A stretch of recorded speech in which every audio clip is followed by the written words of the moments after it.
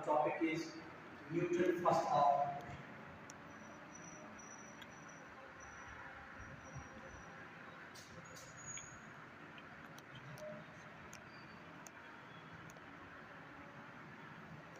Newton's first law defines that if the net force acts on an object is zero, मतलब क्या वो कह रहा है F net is equal to zero से पहले बात डेफिनेशन क्या है if the force act on an object is zero, the object will maintain its state of rest. क्या है मतलब कह सकते हैं a body at rest will remain at rest.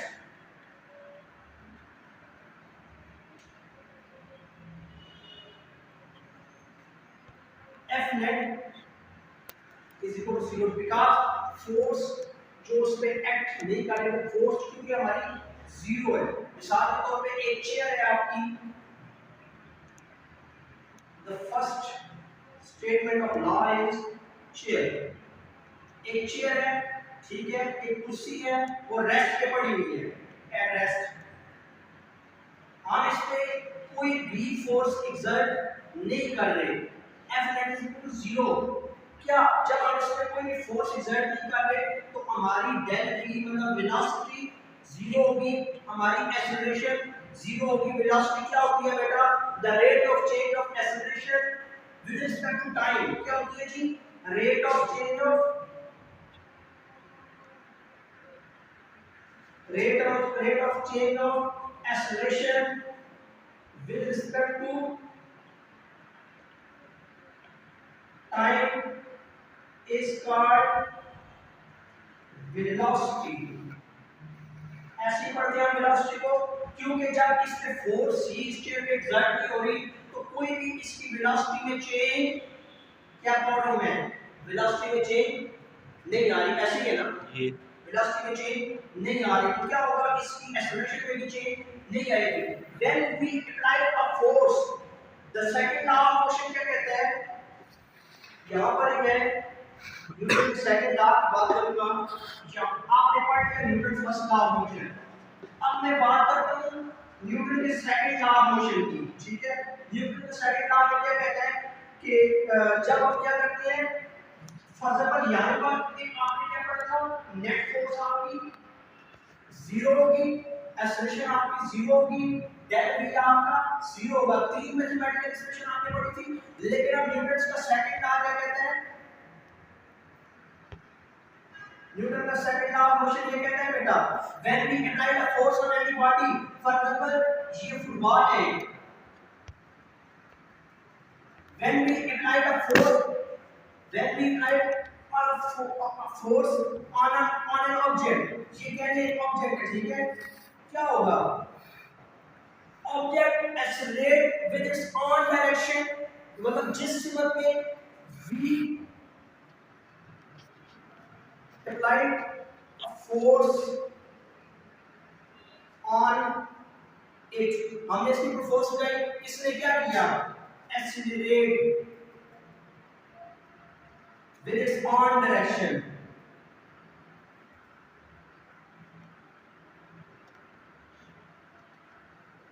ठीक है, तो कौन से तीन हमारे पास कंपोनेंट्स आए? मेरे बात सुने। एक तो हमारे पास आ गई फोर्स, ठीक है, जो हमने कोई ना कोई फोर्स लगा दी, ठीक है। एक हमारे पास इसका कोई मैस आ गया, ठीक है। एक हमारे पास इसकी एक्सेलरेशन आ गई, तो क्या हो जाएगा? F is equal to ma। The second law of motion is, we will define the second law of motion is, हम किस तरह डिफाइन करेंगे? When we apply the force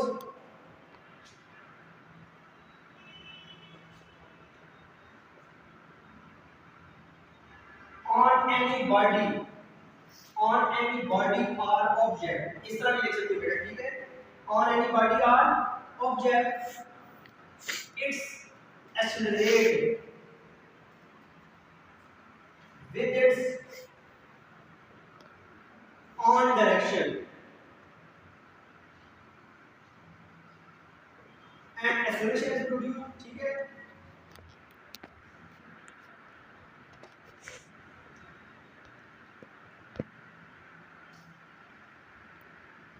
अब वेलोसिटी का मजमू आ गया, rate of change of acceleration is called velocity on in, क्योंकि acceleration कोई body ने क्या किया, एक्सेलरेशन प्रोड्यूस की, सही है, बॉडी ने एक्सेलरेट किया और उसी डायरेक्शन में, जिस डायरेक्शन में उसके ऊपर फोर्स लगी थी उसी डायरेक्शन में वो आगे क्या करती है, मूवमेंट करती है। मतलब ये फुटबॉल पॉइंट ए से पॉइंट बी पे डी पे गया, मतलब इसमें मैं कहता हूं कि 100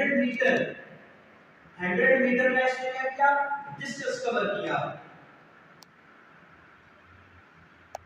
When we apply the force on a body, body covers some distance 100 meter from point A to point B.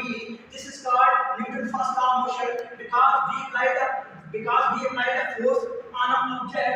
Object covers some distance with its own direction. This is called Newton's second law of motion. Newton's second law of motion is F is equal to ma. क्या होता है बेटा? Newton's second law of motion क्या होता है? F is equal to ma. क्या होता है इसमें, क्या होता है, A is directly proportional to F, ठीक है, A is inversely proportional to 1 over M। ये आएगा ना, जितनी ज्यादा हमारी फोर्स होगी वो क्या कह रहे हैं, F is directly proportional to A is inversely proportional to M।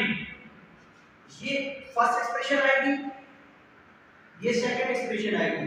मतलब जितनी ज्यादा हमारी एक्सेलरेशन होगी उतनी ज्यादा हमारी फोर्स होगी, जितनी ज्यादा हम बॉडी पे फोर्स लगा रहे होंगे, जितनी ज्यादा हम बॉडी पे फोर्स लगा रहे होंगे उतना ही वो आगे क्या होगा, एक्सेलरेट कर रहा होगा, ठीक है। अच्छा, मास क्या कर रहा है, मास क्या कर रहा है, मास हमारी फोर्स को क्या कर रहा है, रेजिस्ट कर रहा है, रेजिस्ट कर रहा है, रेजिस्टेंस पैदा कर रहा है। when we apply the force on any object, क्या करेगा, हमें रेजिस्ट करेगा against our force, against our potential, क्या करेगा, ऑब्जेक्ट हमें रेजिस्ट करेगा। हम कहते हैं acceleration is inversely proportional to 1 over m। The second expression of Newton second law of motion is a is inversely proportional to 1 over m। 1 over m सही कहा ना, गलत तो नहीं है ना। तो अब प्रोपोर्शनैलिटी का सम क्या होगा, a is equal to k 1 over m। तो हम क्या पढ़ेंगे, a is equal to k over नहीं, a is equal to k f over m होगा, सही है। तो अब हम आगे क्या पढ़ेंगे, a is equal to f over m। मेरी बात सुने ना, देखिए a is directly proportional to, यहाँ पर क्या था, force is directly proportional to f को हमने यहाँ पर पुट कर दिया।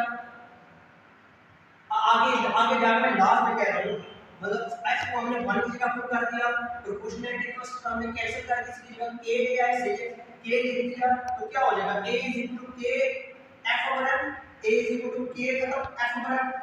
तो क्या लिखेंगे, f is equal to, ये m है ना, m इधर आ जाएगा ma, ये न्यूटन का सेकंड लॉ ऑफ मोशन आ गया। अच्छा, Newton third law of motion क्या होता है, ये तो आपको पता होगा ना।